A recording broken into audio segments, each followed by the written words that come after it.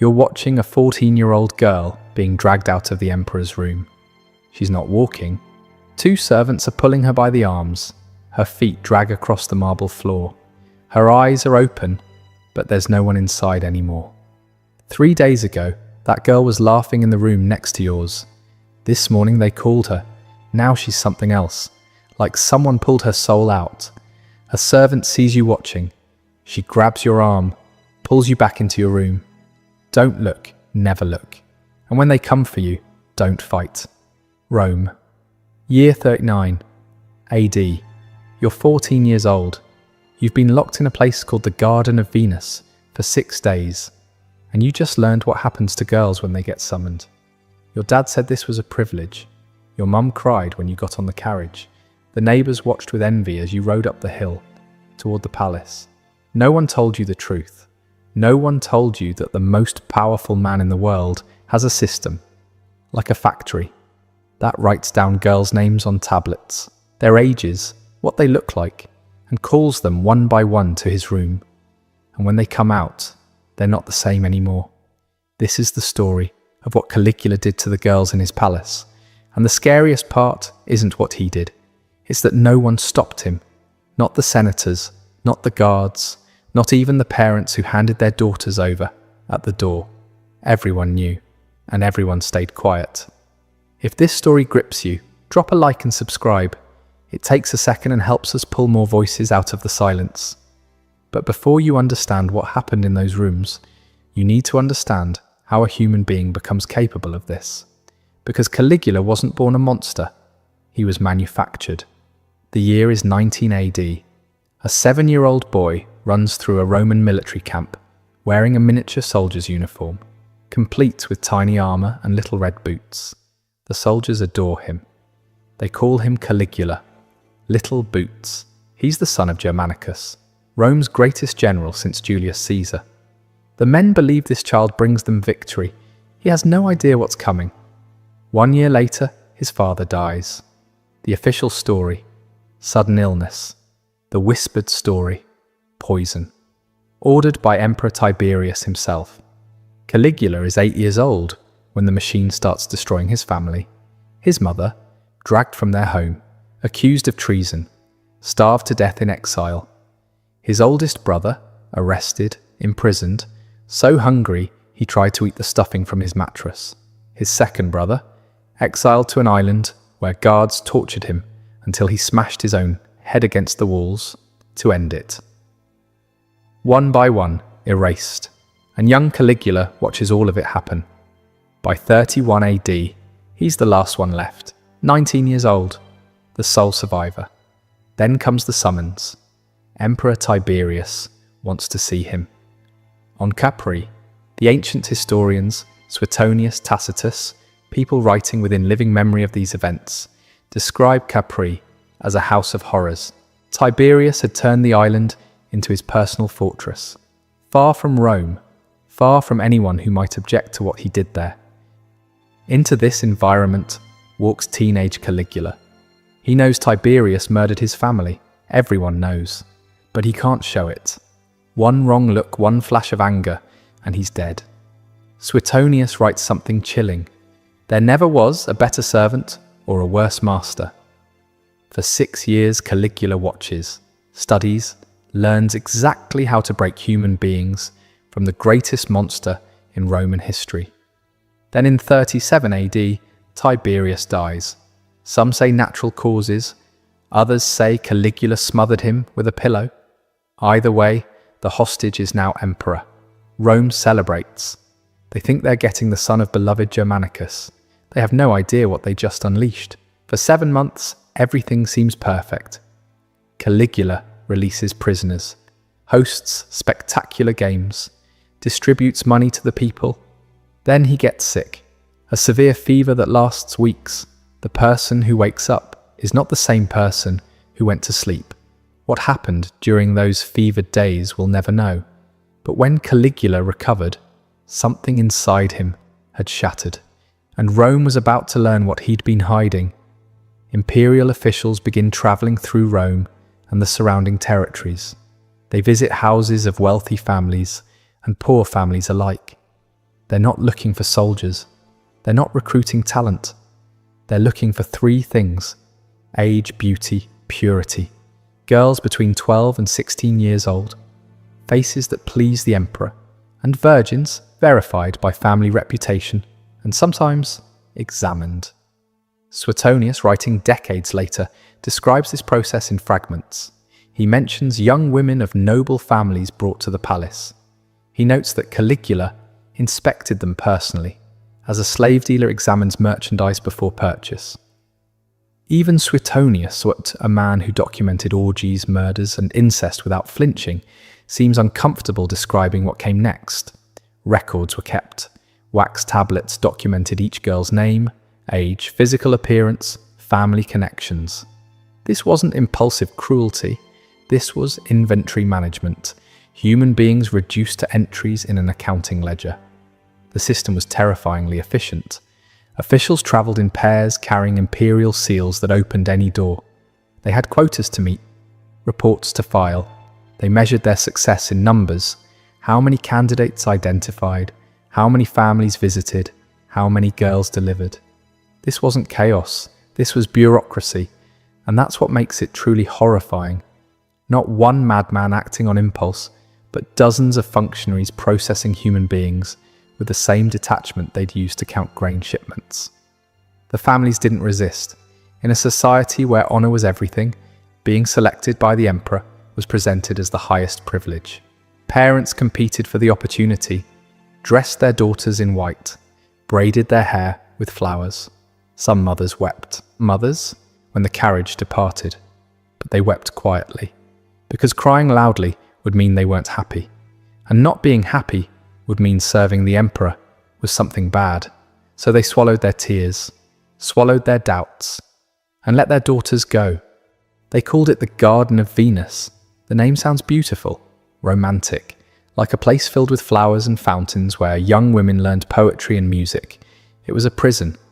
But here's what made it worse than any dungeon. A dungeon looks like a dungeon. Chains, cold stone. You know where you stand. This place looked like paradise. Silk curtains everywhere. Beds softer than anything these girls had ever touched. Perfume thick enough to taste. Food most Romans never knew existed. Servants who smiled and fulfilled every request. Everything beautiful, everything wrong. Modern psychologists have a term for what this does to the human mind: cognitive dissonance. When your senses tell you one thing and your instincts tell you another, your brain starts to crack. You can't trust your own perceptions anymore. The girls couldn't leave their rooms without permission, couldn't contact their families, didn't know what day it was, didn't know what they were supposed to do. They just waited, sometimes for days, sometimes for weeks. No one explained anything. No one told them when they'd be called. No one told them what happened when they were. They only heard footsteps at night, passing their doors, stopping at another door, a girl being taken, and the next morning, that girl would be different, quieter, emptier, or she wouldn't come back at all. The servants who brought food watched everything. Every tear got reported. Every whisper between girls got documented. If two girls started forming a friendship, finding comfort in shared suffering, they'd be separated, moved to different wings. Because connection breeds strength, and strength breeds resistance. Isolation was part of the design. The waiting itself was the torture. In the 1960s, psychologist Martin Seligman conducted experiments that revealed something disturbing about the mind. When subjects learned that nothing they did could change their situation, they stopped trying. They gave up, not from weakness, but because their brains were trying to protect them from madness. He called it learned helplessness. First you fight, then you realize fighting doesn't work. Then you stop fighting, then you stop feeling. The girls in the Garden of Venus were being systematically broken, not through violence, not yet, but through luxury that felt wrong, kindness that hid cruelty, and uncertainty that never ended. By the time Caligula called for them, most had already surrendered. That was the point. We're about to reveal how Caligula used these girls to control all of Rome. If you've made it this far, you understand why this story matters. Subscribe, because Crown and Dagger doesn't hide from history's darkest chapters. But Caligula wasn't satisfied with just the girls. He wanted to break everyone. The historian Cassius Dio describes imperial banquets that became theatres of systematic humiliation. Marble halls filled with Rome's most powerful men, senators, generals, governors, eating and drinking and pretending everything was normal. Then Caligula would stand, walk between the tables, examine the wives of his guests, the way he examined the girls in his garden. He would select one, take her hand, lead her away, and her husband would sit there, do nothing, say nothing. What could he do? Object. His children would be dead by morning, his entire family erased from Roman history. So he sat, drank his wine, made small talk with the man beside him, who was pretending not to hear anything. Waited. 20 minutes passed. 30. The conversation around him was forced, brittle, everyone pretending this was normal, everyone pretending they couldn't hear the sounds from the other room. Cassius Dio recorded one specific incident. A senator named Valerius Asiaticus watched as Caligula took his wife. When she was returned, Caligula sat down and began describing, in graphic detail, exactly what had happened. He rated her performance, compared her to other senators' wives, made jokes. Asiaticus had to smile, had to nod, had to thank him. Some humiliations you don't forget. 3 years later, Asiaticus was one of the conspirators who helped plan Caligula's assassination. But here's what made the banquets truly evil. It wasn't just about the women. It was about complicity. Once you sat at that table and did nothing while the emperor violated someone's wife, you were guilty too. You couldn't expose him without exposing yourself. You couldn't rebel because you were already part of the machine. Suetonius writes that Caligula would sometimes loan the palace girls to favoured senators, not as gifts, as traps. Accept the loan and you've participated, refuse and you've insulted the emperor. Either choice destroys you. That's how tyranny actually works. Not through armies and laws alone. Through shame. Through complicity. Through making everyone so dirty that no one can point fingers. The senators who attended those banquets went home to their families, kissed their children goodnight, pretended they were still honourable men. But they knew, and Caligula knew they knew, and that knowledge was its own kind of chain. Every machine has a flaw. While Caligula was busy breaking senators and destroying young girls, he made a critical mistake. He forgot about the guards, the Praetorian Guard, the emperor's personal bodyguards, elite soldiers who stood inches from him every single day, armed, trained, lethal. One of them was named Cassius Chaerea, senior officer, respected veteran, a man who had served Rome with honour for decades. Chaerea had one physical characteristic that Caligula found endlessly amusing. A high-pitched voice. Every day, new jokes, new mockery, in front of everyone. When Chaerea had to ask for the daily military password, a standard protocol, Caligula would assign him words like Venus or kiss me, feminine words, humiliating words. The other soldiers would smirk. Day after day, month after month, Suetonius notes that Caligula thought this was hilarious, thought Chaerea would swallow it like everyone else. He miscalculated. Senators had families to protect. They could rationalize staying quiet. But Chaerea was a soldier, a man trained to solve problems with a blade, a man who stood next to the emperor every day with a sword on his hip. And Caligula had just taught him that life under this emperor wasn't worth living. January 24th, 41 AD. Caligula walks through an underground corridor beneath the theatre. Narrow, dimly lit, stone walls on both sides. He's in a good mood, looking forward to a performance. Chaerea is waiting in the shadows.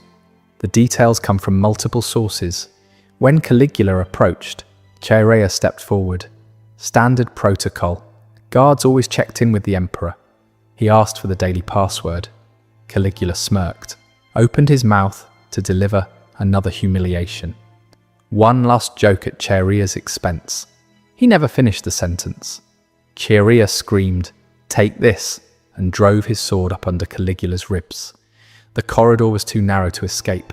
Conspirators at both ends. They swarmed him. 30 stab wounds. They didn't stop until nothing remained that could possibly be alive. 4 years of accumulated terror. 4 years of humiliation. 4 years of watching girls destroyed and senators broken. Released in 60 seconds of frenzied violence. But they weren't finished. They found Caligula's wife, killed her. Then they found the nursery, his daughter, 2 years old. A soldier grabbed the child and slammed her head against a marble wall. No heirs, no revenge. The bloodline ends here. The machine had consumed its creator. The new emperor, Claudius, faced an impossible problem. What do you do with the girls still locked in the Garden of Venus? If he acknowledges what happened, the entire empire learns Rome's shame. Families demand justice. Senators who participated get exposed. The system unravels. So he chose silence. The girls were sent home, quietly, with gifts, gold, silk, jewels, not compensation. Bribes, payment for amnesia. Most families took the deal. What choice did they have? Their daughter was damaged. Goods. No one would marry her now. The best they could hope for was silence. Pretend it never happened. But the girls didn't forget. How do you forget something like that? How do you go back to normal life after what they experienced? According to fragments preserved by later writers, some never let anyone touch them again. Flinched at footsteps. Couldn't sleep without a lamp burning. Some woke screaming from nightmares for decades. Their families learning to pretend they didn't hear. Some simply stopped speaking entirely. Sat by windows for hours. Stared at walls. Lost in memories they couldn't escape and couldn't share. The Greek physician, Galen, writing a century later, described symptoms he'd observed in women who'd survived traumatic captivity, loss of speech, inability to eat, a deadness behind the eyes. He didn't connect it to the Garden of Venus. Maybe he didn't know. Maybe he knew and couldn't say. But the symptoms match perfectly. One woman, according to a fragment found centuries later, didn't speak about the palace for 50 years. 50 years of silence. Then on her deathbed, she told her granddaughter everything. The granddaughter wrote it down, then burned most of it, but pieces survived. Copied by monks who didn't understand what they were preserving. Hidden in monastery libraries for centuries. And those fragments are how we know any of this happened. Claudius ordered most of Caligula's records destroyed. The ledgers, the tablets, the documentation of the machine, burned. The official histories we have today were written decades later. Suetonius, Tacitus, Cassius Dio, working from memories, rumours, and surviving fragments. Which means what you just heard is only what survived the purge. Imagine what was lost.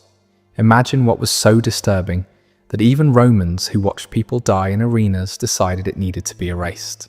The Garden of Venus is gone now, buried under centuries of construction. Archaeologists have found fragments, a mosaic here, a perfume bottle there. But the rooms themselves? Destroyed. Forgotten. Rome wanted to forget. But you can't erase everything. You can burn documents, silence witnesses, rewrite histories, but you can't erase what people carry inside them. You can't kill what gets carved into memory. You can't destroy the fragments that survivors hide in places no one thinks to look. The girl from the beginning of this story, the one being dragged out of the emperor's room, she was real. We don't know her name. History didn't bother recording it. She was just a number on a wax tablet, a piece of inventory that got used and discarded. But she existed. She had dreams. She had a family. She had a whole life ahead of her before they knocked on her door. And someone somewhere loved her. That's what empires do. They turn people into numbers. They turn lives into inventory. They build systems so efficient that no one person feels responsible. The officials were just following orders. The guards were just doing their jobs. The senators were just protecting their families. The parents were just accepting an honor. Everyone had an excuse.